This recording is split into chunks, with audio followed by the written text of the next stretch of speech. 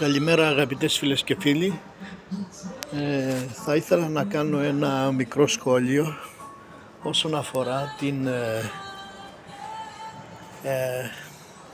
την βράβευση με το βραβείο της Νόμπελ Φυσικής για τον Τζον Μαρτίνις. Κάποιοι δημοσιογράφοι, οι οποίοι πιθανόν δεν γνωρίζουν σε βάθος την ιστορία της Δαλματίας, τη διαχρονική παρουσία του ελληνισμού από τον 7ο αιώνα και 8ο αιώνα π.Χ.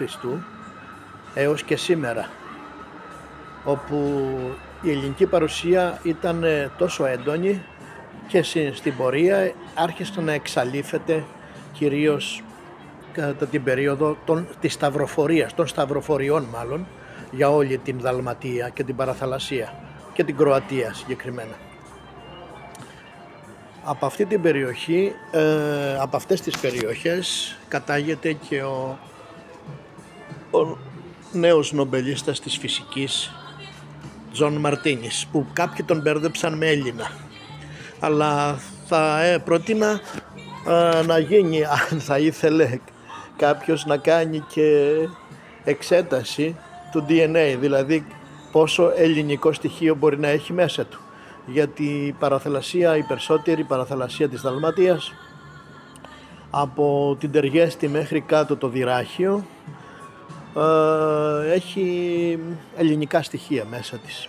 Το μαρτυρεί η ιστορία, δεν το λέω εγώ, και έχω γράψει και ένα σχετικό άρθρο που έχω δημοσιεύσει, η παρουσία των Ελλήνων και η εξαφάνισή τους, στο Huffington Post. Όσοι θέλουν μπορούν να ανατρέξουν και να το διαβάσουν. Επίσης έχω κάνει και κάποιες δημοσιεύσεις σε επιστημονικά συνέδρια ως καθηγητής για τη γεωπολιτική σημασία και παρουσία του ελληνισμού στη Δαλματία και την εξαφάνιση του ελληνισμού.